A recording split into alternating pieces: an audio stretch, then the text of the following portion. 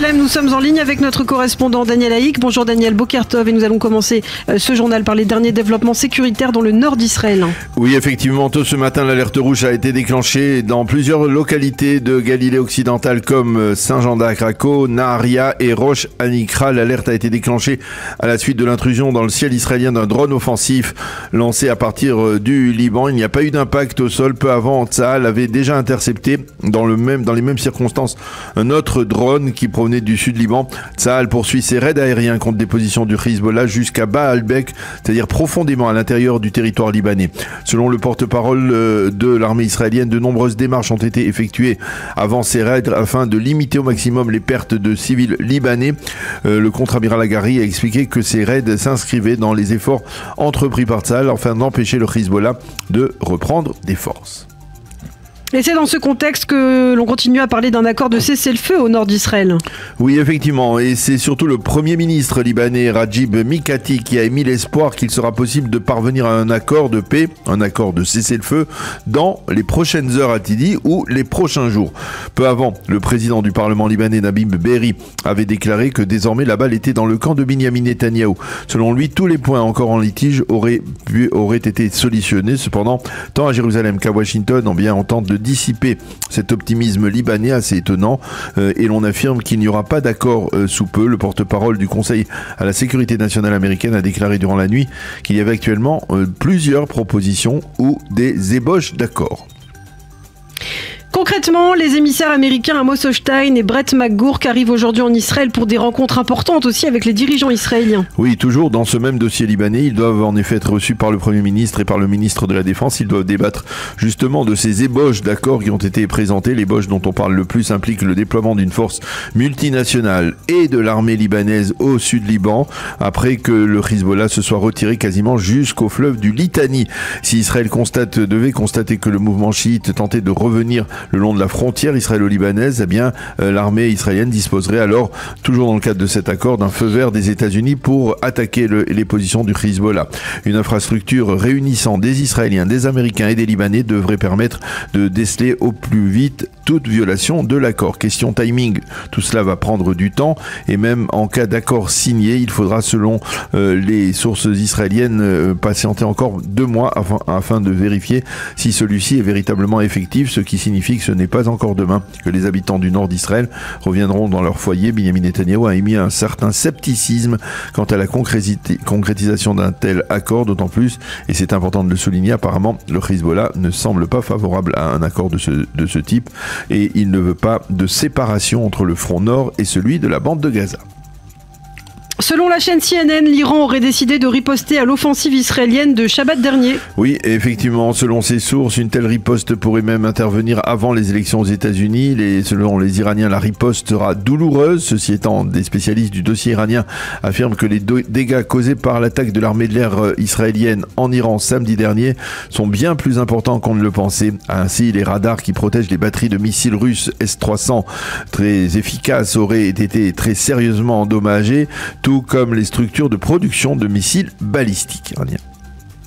Évoquons à présent, Daniel, la situation sécuritaire en Judée-Samarie. Oui, les forces de sécurité ont en effet éliminé à Toul-Karem un des responsables terroristes du Hamas. Ce terroriste est l'un des responsables du réseau dans la région et le planificateur de plusieurs attentats. Hussein Almar, c'est son nom, projeté même de commettre dans un très bref délai un attentat contre des cibles israéliens, ont affirmé ensemble la police et le Shin Bet. Ce sont les forces israéliennes du Yamam, le GIGN israélien, qui ont éliminé ce terroriste.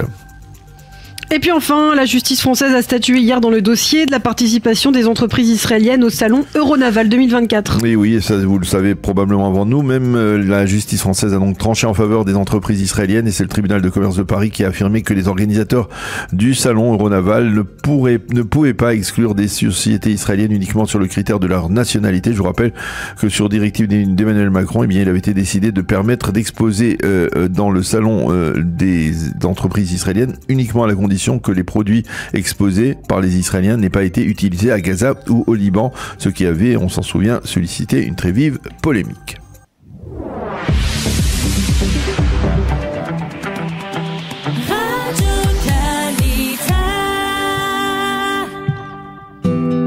Page météo pour compléter le premier journal d'information. Eh bien, sachez que l'automne arrive et au cours des prochains jours, une sérieuse perturbation devrait pénétrer dans le territoire israélien avec des pluies, en particulier durant le Shabbat, et les températures seront en baisse.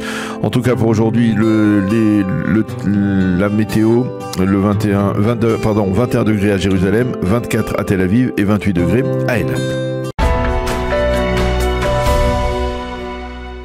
Nous avons le plaisir d'être en ligne avec Amir Weitman. Amir, bonjour, Boker Tov.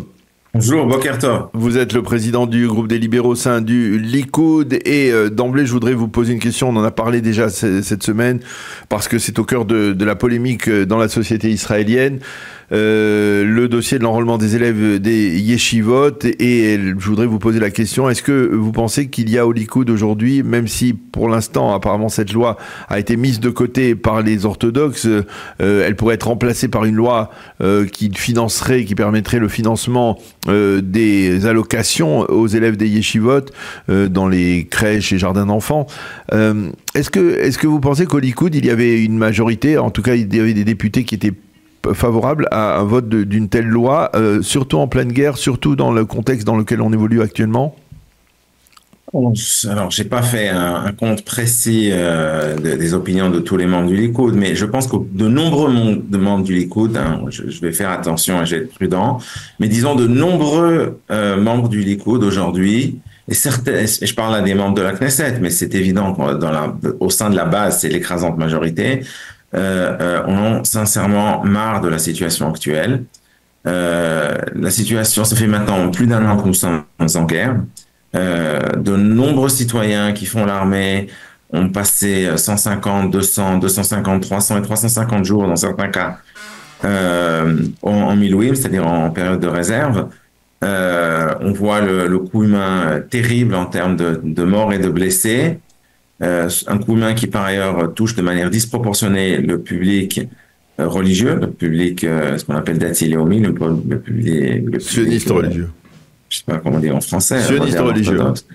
En tout cas, et le fait que les Haredim, les ultra-orthodoxes, eux, ne se sentent en fait pas concernés par ce qui se passe dans ce pays, parce que c'est de ça qu'il s'agit, et que pour eux, la vie continue comme si c'était rien passé, en fait, et que par conséquent, ils pensent que c'est normal qu'ils n'ont pas besoin d'aller à l'armée, qu'ils pensent que c'est normal de recevoir encore des budgets, encore et encore et encore et encore et encore du budget de l'État, alors que déjà leur contribution est négative de manière dramatique. Eh bien, c'est une situation qui rend en fait le reste du public israélien, les non-Haredim, on va dire, comme étant très en colère, on va dire. Fâchés. Oui. Voilà. Alors concrètement, vous pensez que Benjamin Netanyahou fait bien d'essayer de soigner les formations politiques orthodoxes en essayant de faire voter une loi alternative, c'est-à-dire que où finalement au bout d'un moment Benjamin Netanyahou devrait taper du poing sur la table et leur dire dans la conjoncture actuelle, pas possible de subventionner des élèves des yeshivot alors qu'ils ne font pas l'armée, pas possible de faire voter une loi qui dispenserait une partie des élèves des yeshivot. Pourquoi Benjamin Netanyahou ne tape pas du poing? Est-ce que finalement, parce que on a le sentiment que finalement même les menaces les plus vives de la part des orthodoxes, elles ne peuvent pas se concrétiser parce qu'ils n'ont pas d'autres alternatives sur le plan politique. Alors tout à fait, ils n'ont pas d'alternative. Je pense que Netanyahou a peur, il veut faire tout ce qu'il faut pour conserver son gouvernement, sa majorité, ce que je comprends évidemment. Mais je pense qu'à ce stade, c'est devenu une erreur politique parce que et puis c'est une erreur morale aussi. Parce que on en a tous marre. Il faut quand même dire les choses telles qu'elles sont. Ça va beaucoup trop loin, toutes ces histoires. Et la réalité, c'est que plus on va capituler devant les demandes honteuses des partis Haredi, plus on va perdre les prochaines élections avec une marge importante. Parce que le public regarde. Et je peux vous dire que de très nombreuses personnes qui sont des gens de droite, voteront pour d'autres partis de droite, mais pas de Likoud ou pas des partis de la coalition, tout simplement parce que cette situation actuelle est devenue juste insupportable. Vous personnellement, si je devais vous poser la question personnellement, vous pensez qu'il faut absolument que l'ensemble des élèves des yeshivot s'enrôlent dans l'armée israélienne aujourd'hui, que c'est un engagement incontournable aujourd'hui?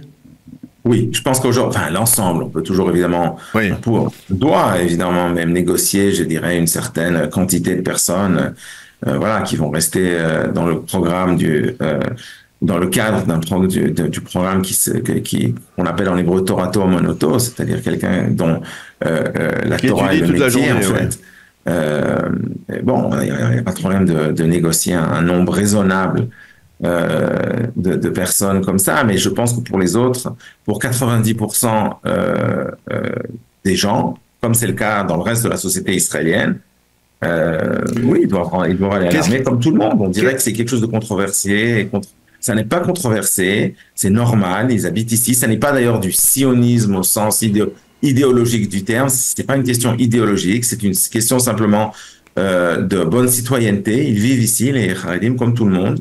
Il n'y a pas de raison qu'ils ne partagent pas les droits, dans les droits aussi évidemment, mais dans les devoirs de n'importe quel citoyen, ni plus ni moins, c'est tout. Qu'est-ce qui vous dérange, Amir, qu'est-ce qui vous dérange? Est-ce que c'est surtout le fait que c'est cette loi en général dont on a beaucoup parlé ces dernières années, cette loi qui dispenserait au moins une partie des élèves des yeshivot, ou alors c'est le fait que eh bien, les orthodoxes sont ici, mais ils ne sont pas là, quoi. C'est-à-dire, ils ne sont pas impliqués dans la réalité qui est partagée par, on va dire, l'immense majorité de la société israélienne en temps de guerre. C'est-à-dire les combats, les milouïm et tout l'impact que cela peut avoir. Non, mais tout dérange. Vous savez, on est jeudi. Cette semaine, c'est la parashat Noach. Et moi, il y a très longtemps déjà, des rabbins Haredim m'ont expliqué que la hashkafa, c'est-à-dire la Weltanschauung, la vision du monde Haredi, en fait, est basée sur l'arche de Noé, la Tevat Noach. Pourquoi? Parce que, en fait, comme on le voit dans la paracha de cette semaine, on voit Noach quitte le monde et il va se réfugier dans l'arche. Et en fait, il se coupe du monde pour se protéger, pour se sauver. Et en fait, c'est ça que font les Haredim, mais je peux dire que moi j'ai entendu, je ne sais pas si c'est vrai, mais en tout cas, je pense que c'est vrai, le Chazon Ish, donc, qui était le grand rabbin Haredi à l'époque, dans les années 50, la création de l'État d'Israël, les Lituaniens, avait dit qu'il y a une halakha dans le Rambam qui dit que, dans Maïmonide, dans le Mishneh Torah, qui explique que quand quelqu'un se trouve dans une ville où il y a des Rechaim, c'est-à-dire des gens mauvais, il doit quitter la ville et aller dans une autre ville. Quand quelqu'un se trouve dans un pays où toutes les villes sont pleines de gens de Rechaim, de gens mauvais, cette personne doit quitter son pays et aller dans un autre pays. Et si le monde entier est plein de Rechaim, alors cette personne doit aller se cacher dans des meharot, dans des tunnels, dans des caves, dans des grottes. Et le Chazon Ish a dit que les caves de notre génération sont les yeshivot. Donc, si vous voulez, c'est ça le concept, c'est le Tevat Noach, c'est l'arche de Noé. Les yeshivot n'ont pas, au contraire d'une certaine propagande, les yeshivot n'ont pas pour objet véritablement de faire des Talmidei Chachamim et de donner une importance à la Torah au sens que soi-disant la Torah nous protégerait tous. C'est pas du tout ça, ça n'a d'ailleurs aucune base halachique dans le judaïsme, c'est juste une invention. En revanche, l'objectif avoué en réalité de ces yeshivot est de protéger le public ultra-orthodoxe, Haredi, pour ne pas qu'il s'assimile en fait dans les normes culturelles du reste de la société israélienne et en particulier qu'il se laïcise. Bon, bien, alors, je comprends ça, mais ça c'était quelque chose qu'on pouvait tolérer il y a quelques dizaines d'années quand le public ultra-orthodoxe était petit, faible et vivait, si vous voulez, dans une espèce de concept de peur de se faire détruire en fait culturellement et religieusement par le reste de la société israélienne, par le monde environnant. Bien, mais aujourd'hui il y a 1,3 million de Haredim en Israël et évidemment ce chiffre augmente de jour en jour à une vitesse colossale. à cause de la natalité Haredi. Et de manière générale, la société israélienne aujourd'hui est beaucoup plus religieuse et traditionnaliste que ce qu'elle avait été peut-être il y a une certaine époque. Donc, je pense que le moment est venu pour les Haredim de revenir à la réalité, de dire, OK, on a passé quelques dizaines d'années dans l'arche de Noé, mais je leur conseille de lire simplement la paracha de cette semaine, parce que certes, Noé est rentré dans l'arche, mais on est sorti à la fin. Si vous voulez, le Maboul, le déluge était dehors pendant un certain temps. Bon, il s'est arrêté et à ce moment-là, Noé est sorti. Okay. Je pense que maintenant, le déluge s'est suffisamment arrêté et on ne peut plus continuer cette situation. Il faut maintenant qu'ils sortent de l'arche, qu'ils prennent leurs responsabilités, qu'ils vivent ici, parce que vous avez tout à fait raison, Daniel. Eux, ils sont très contents d'obtenir des avantages, des budgets, tout ça, et la sécurité et le fait de pouvoir vivre dans un État juif en Eretz Israël, mais sur la terre d'Israël, mais pas plus. Mais alors, pour partager dans les devoirs, là, il n'y a plus personne. Donc, ça ne va pas. Cette situation doit arrêter, et c'est le devoir aussi du reste de la société israélienne de leur faire comprendre de manière extrêmement claire, en coupant tous les budgets, parce que maintenant, c'est ça qui parle, dont on doit parler, c'est-à-dire couper la totalité des budgets qui vont de l'État d'Israël au public ultra-orthodoxe, à commencer par les yeshivot, par les écoles, par les institutions Haredi, y compris par des sanctions individuelles économiques très importantes sur les gens qui ne vont pas au service militaire, y compris le fait qu'ils ne peuvent pas obtenir de l'argent du Bitoach Leumi, de l'assurance sociale, des assurances sociales, des budgets à la fois de tous les budgets en fait. L'État d'Israël ne peut pas donner à des gens de l'argent qui vient en fait de notre argent. Ce sont des argent des impôts, comment on appelle ça, des contribuables israéliens. Donc c'est pas possible que l'argent des contribuables israéliens va à des gens qui ne se considèrent en fait pas comme étant comme vivant ici. Donc cette situation est devenue intolérable. Okay. Elle est intolérable pour la majorité du public israélien, à gauche comme à droite, et elle doit maintenant cesser. Il est temps que les Haredim le comprennent. Alors une dernière question, Amir, puisque aujourd'hui le gouvernement doit voter le budget de l'État pour l'année 2025. La question que l'on se pose, c'est un budget qui risque d'être tout à fait inédit de par son ampleur. Ne serait-ce que le budget de l'État, de la Défense nationale va passer de 60 milliards de shekels à 100 milliards de shekels. Mais derrière cela, eh bien, on a l'impression, apparemment, que ceux qui vont faire les frais de ce budget, eh bien, c'est encore les couches sociales les plus défavorisées. Ce sont des ministères comme le ministère des Affaires sociales, le ministère de l'Éducation nationale qui vont être affectés, le ministère des Transports également. Qu'est-ce que vous avez à dire à propos de ce budget, puisque votre groupe, le groupe des libéraux, est très impliqué dans la politique économique du Likoud et du gouvernement? Absolument. Absolument. Je pense que, vous savez, on est dans une situation qui est vraiment exceptionnelle et malheureusement les besoins de défense sont devenus énormes. Donc voilà, l'augmentation du budget de la défense est une triste nécessité. Donc ça implique des coupes très importantes dans le reste du budget, y compris des impôts, etc.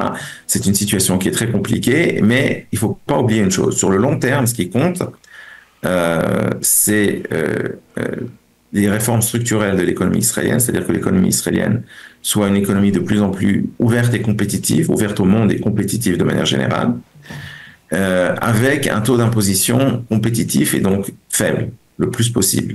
Alors, c'est évident que couper les impôts aujourd'hui, c'est pas réaliste, mais ce que nous devons, c'est préparer la suite, à savoir, outre les réformes structurelles, donc beaucoup quand même vont être faites maintenant, donc c'est plutôt une bonne nouvelle, mais ce qu'il faut, c'est augmenter la taille de l'économie israélienne, parce que 40 milliards de shekels, ça a l'air beaucoup, mais juste pour donner un exemple pour qu'on comprenne, par exemple, à l'échelle des États-Unis, c'est rien. On comprend tous, c'est encore 10 milliards de dollars, c'est bon. C'est pas grand-chose. Donc, tout ça, ce sont des chiffres qui ont l'air importants, mais ce sont des chiffres relatifs à la taille d'une économie. Donc, si l'économie israélienne était plus grande, eh bien, ces frais, en fait, se répartiraient en fait entre beaucoup plus seraient en proportion beaucoup moins important. Et pour que l'économie israélienne soit plus grande, il faut donc de la croissance. Et pour avoir de la croissance, il faut une politique économique qui soit responsable et qui encourage la croissance à court et à moyen et à long terme. Oui. En particulier, puisqu'on parlait des ultra-orthodoxes, un des points essentiels, c'est la nécessité absolue de l'intégration du public ultra-orthodoxe au sein de l'économie israélienne. C'est-à-dire, là, j'ai parlé tout à l'heure de l'armée, mais je ne parle pas seulement de l'armée, qui a des besoins clairs aussi du point de vue de soldats, et donc de ce point de vue aussi les ultra-orthodoxes doivent participer, mais je ne parle pas que de ça. Je parle de la nécessité absolue économique du monde haredi d'arrêter d'être un poids sur l'économie israélienne et de devenir un groupe comme le reste de l'économie israélienne qui contribue à l'économie israélienne. C'est-à-dire des gens qui aient une éducation qui soit pas seulement une éducation toranique, qui est très importante en tant que telle. Moi, je suis un orthodoxe, il n'y a pas de problème, mais c'est pas seulement ça. Ils doivent aussi avoir d'ailleurs, la halakha, la loi juive nous impose d'éduquer nos enfants de manière à ce qu'ils puissent gagner leur vie, hein. C'est la halakha. Ça a toujours été la halakha. C'est écrit même dans Perkei Avot, dans la Mishnah. Donc c'est pas nouveau. C'est comme ça depuis toujours. Les Haredim, pour des raisons que j'ai expliquées tout à l'heure, ont décidé de se dispenser de la halakha, ce qui n'est d'ailleurs pas du tout une attitude orthodoxe, une attitude fondamentalement réformée en fait.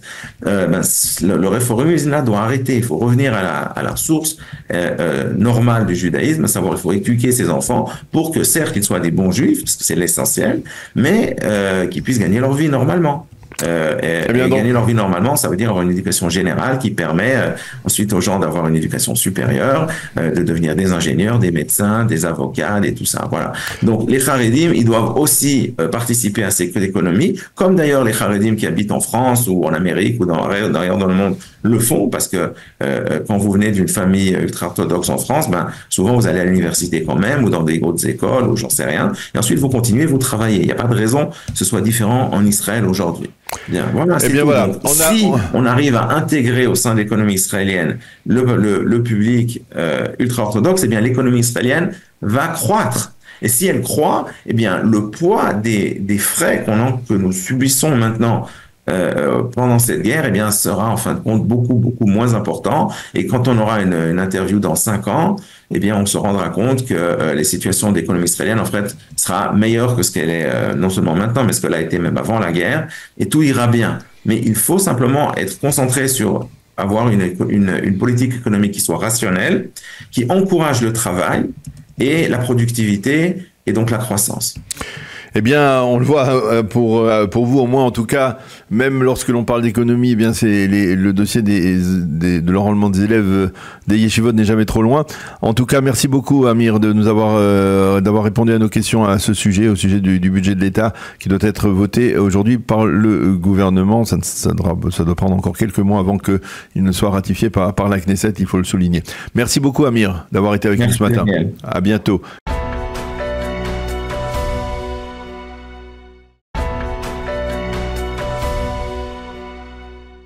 Et nous allons faire le point de l'actualité, la revue de la presse israélienne avec Daniel Haïk. Daniel, on va commencer cette revue de la presse par un titre qui risque de provoquer la colère dans la société israélienne. Et oui, Tzahal lance une mise en garde. Si la situation actuelle perdure, il faudra mobiliser des réservistes israéliens tous les 4 mois pendant les 2 prochaines années. C'est la manchette du Yediot Aharonot qui risque donc de susciter beaucoup de colère au sein en particulier des familles de réservistes. Et pour illustrer cette manchette, on peut voir une immense photo justement de ces soldats réservistes qui continuent à combattre et à servir en particulier dans les ruines de la bande de Gaza. Et le journal cite en sous-titre le chef d'état-major de Tzahal, le général Herzi Halevi, qui affirme que l'enrôlement des élèves des yeshivot, eh bien, c'est ce qui est absolument nécessaire de faire actuellement sur le plan social.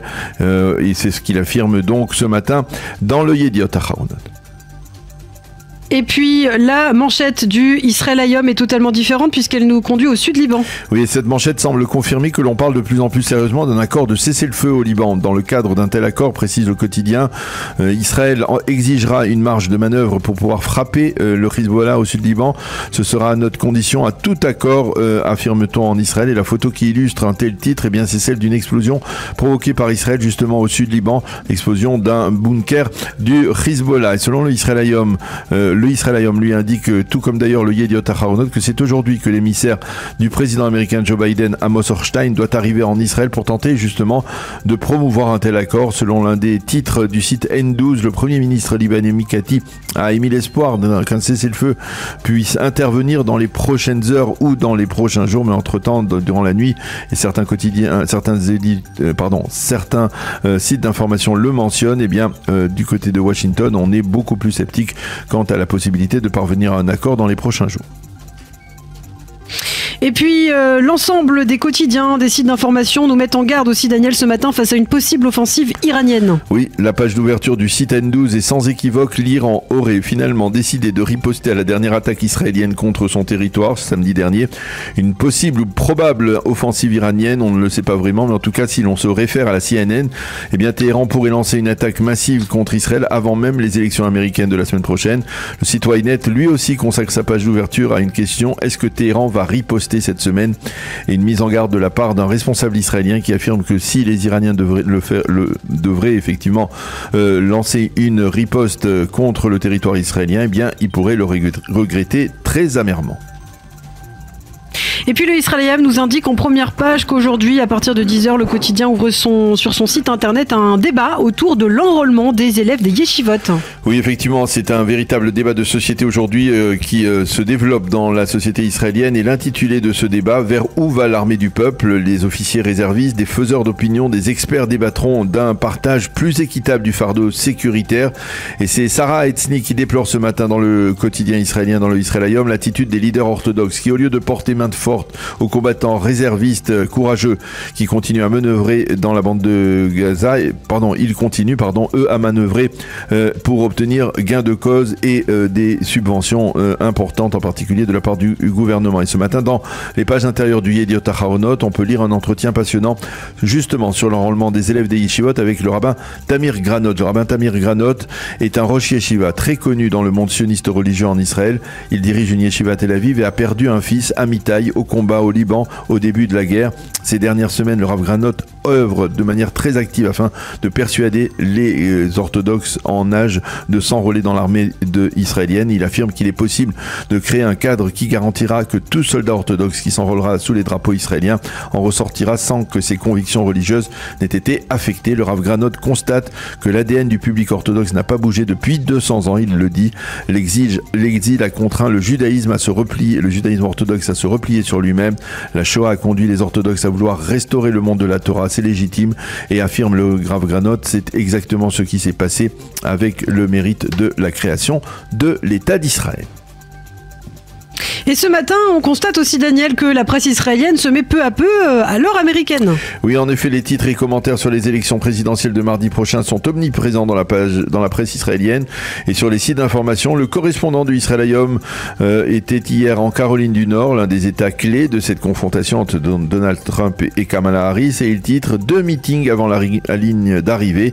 Le journal cite des supporters de Trump qui se moquent ouvertement de Kamala Harris et qui se demandent ce qu'elle a fait pendant son mandat de vice-présidente au cours des 4 dernières années. Il est d'ailleurs assez flagrant que le Israël Hayom œuvre en faveur de l'élection de Donald Trump. Il faut rappeler que la présidente de Israël Hayom était l'un des soutiens financiers les plus importants de Donald Trump lors de la précédente campagne électorale. En page 2, le journal le Israël Hayom souligne que Donald Trump est omniprésent dans cette fin de campagne, y compris dans des bastions traditionnels des démocrates. Le Maariv, lui, a choisi de titrer à propos des élections américaines sur une promesse de Donald Trump aux Américano-Libanais: je prends l'engagement de mettre fin à la souffrance du peuple libanais et de restaurer la prospérité au Liban, a dit Donald Trump. Quant au Yediot Aharonot, eh bien, il nous montre les photos des 2 candidats aux couleurs des drapeaux américains et titre: dernière ligne droite. Danny Zaken du Israël Hayom estime que Kamala Harris est en train de payer le prix de sa trop courte campagne électorale. Et puis enfin, pour terminer, tous les quotidiens israéliens, les sites d'information en Israël rappellent que c'est aujourd'hui que le gouvernement doit voter le budget de l'État. Oui, les quotidiens soulignent que ce budget inclut plusieurs décrets qui vont ébranler le pouvoir d'achat des contribuables israéliens. Parmi ces mesures, l'augmentation de la TVA de 1% et l'augmentation très sensible du prix des voitures. Le coût de ces mesures devrait se situer autour de plusieurs milliers de shekels par an par famille israélienne. Sur le plan du gouvernement israélien, plusieurs ministères comme celui de l'éducation et des affaires sociales devraient être durement affectés et leur budget sérieusement réduit. Par contre, le budget de la défense nationale, eh bien, lui, va passer de 60 à 100 milliards de shekels. Nous aurons le plaisir d'être en ligne avec maître Philippe Koskas. Philippe, bonjour, Boker Tov. Boker-Or, Daniel, Boker-Or à nos auditeurs. Alors, on a besoin de votre éclairage pour mieux comprendre un peu de cette décision qui est importante parce que elle a fait débat, elle a suscité beaucoup de polémiques, on va dire les démarches de Emmanuel Macron pour essayer d'empêcher, on va dire, des entreprises israéliennes d'exposer certains matériels, du matériel qui pourrait être utilisé pendant la guerre dans la bande de Gaza ou au sud Liban. Et finalement, on voit que le tribunal de commerce de Paris a donné raison aux Israéliens. Alors expliquez-nous la nature de cette... essayez de nous détailler, de nous expliquer pourquoi, quel est l'argumentaire qui a été avancé par le tribunal pour faire permettre donc aux entreprises israéliennes d'exposer, si je comprends bien, l'ensemble du matériel qu'elles voudraient exposer. Absolument, Daniel. C'est une victoire, j'allais dire totale, de la part des exposants israéliens d'une part et de la Chambre de commerce France-Israël de Paris, qui a poursuivi la décision, non pas celle d'Emmanuel Macron, mais les conséquences en fait de cette décision, c'est-à-dire contre la société qui organise le salon Euronaval, d'interdisant les Israéliens d'exposer. Donc c'est un salon très important et je voudrais juste faire un bref historique. D'ailleurs, je vais remonter à 2 mois. Pourquoi il y a 2 mois? C'est parce qu'il y a eu la même chose. Eurosatory. J'allais dire, on est exactement, Daniel. Il y a eu une sorte de répétitis lors d'Eurosatory, mais la décision d'Eurosatory était, j'allais dire, orpheline. C'était tout simplement une décision que personne n'avait. C'était quelque chose. Il n'y a personne qui était derrière cette décision. Et lorsque la société Eurosatory a été poursuivie par justement la Chambre de commerce de Paris, et tout simplement, elle a été condamnée, a été obligée, mais malheureusement trop tard, puisque cette décision est intervenue lors de l'exposition elle-même, a été condamnée pour discrimination de société israélienne. Or là, c'est beaucoup plus, j'allais dire, ça a été beaucoup plus fort et beaucoup plus important. Premièrement, parce que Emmanuel Macron s'est prononcé personnellement. Il s'est prononcé d'ailleurs en 2 temps. Et il y a eu également une décision du conseiller de défense de sécurité nationale qui interdisait, qui avait été prise donc au 1er octobre dernier, interdisant aux sociétés israéliennes d'exposer à ce salon. Et puis 2 semaines après, ils ont dit « Ah non, on ne veut pas discriminer ». Ils ont essayé de recorriger un peu leur tir en disant « Moi, je permets aux sociétés israéliennes d'exposer, mais pas sur les matériels qui ont été utilisés à Gaza et au Liban ». C'est-à-dire que ça revient à la même chose. Hein. C'est-à-dire d'interdire à une société de défense d'exposer parce que tous les matériaux les matériels qui sont exposés ont évidemment fait usage, ont été utilisés par l'armée israélienne. Et alors le pourvoi était relativement simple. D'abord, premièrement, l'État français s'est comporté de manière, j'allais dire, un peu abjecte. Ils ont demandé, ça je rentre derrière les détails un peu techniques, si vous me permettez, Daniel, le préfet a dit au tribunal, vous n'êtes pas compétent. Pourquoi vous n'êtes pas compétent? Vous n'êtes qu'un tribunal de commerce. Et là, c'est une décision qui est une décision à portée nationale et qui touche à la sécurité de l'État français. Donc, on ne reconnaît pas la compétence du tribunal. Maintenant, le tribunal a répondu, oui, nous sommes compétents. Et pourquoi? Parce que la société qui organise Euronaval est une société commerciale. Daniel, c'est pas une société, c'est pas l'État qui fait ça, c'est une société commerciale. Le but de cette société qui fait Euronaval, c'est de faire de l'argent, c'est de faire des salons et de gagner leur vie en l'organisation des salons. Donc, si vous voulez, à partir du moment où vous avez d'un côté une société commerciale et de l'autre côté d'autres participants qui sont également des commerçants, alors à ce moment-là, le tribunal de commerce est, oui, compétent. Et ce qui est très intéressant, c'est que le tribunal a dit on ne peut pas discriminer des sociétés, donc on parle de sociétés israéliennes bien entendu, que sur un critère de nationalité. Donc ça c'était parce que tout simplement les Israéliens avaient été blackboulés, j'allais dire, parce qu'ils étaient Israéliens et pas par autre chose, mais également lorsqu'il est revenu sur sa décision sur le matériel, parce que dans cette guerre, il y a eu du matériel israélien qui a été utilisé, mais il y a eu aussi du matériel américain, il y a eu du matériel iranais, d'Iran, il y a eu du matériel chinois, Et tout ça, les Américains, les Chinois, les Iraniens n'ont pas été blackballés. Donc, si vous voulez, il y a une sorte de double discrimination, un sur le niveau de la nationalité et deux sur la nature des armes qui ont été utilisées. Et j'allais dire, le gouvernement français, et j'allais dire avec joie, a eu vraiment tout faux. Dans le sens où les déclarations qui sont sorties comme ça, j'allais dire d'un revers de manche, tenant à nous assimiler j'allais dire tout ce qu'on nous a assimilé d'ailleurs en France ces derniers temps, ouais. En tout cas n'ont pas été validés par le tribunal de commerce de Paris. Alors est-ce à dire que Emmanuel Macron ne le savait pas, c'est-à-dire il doit avoir des conseillers qui pouvaient lui dire tout simplement le saron Euronaval c'est une affaire commerciale, c'est pas une affaire de défense nationale, donc il n'y a aucune chance pour ça. Est-ce qu'on peut supposer que en fait c'est une sorte de coup d'éclat de Macron pour montrer, on va dire, son soutien, on va dire, au Liban, etc., même s'il sait qu'il est dans le tort au niveau tout simplement d'une démarche commerciale?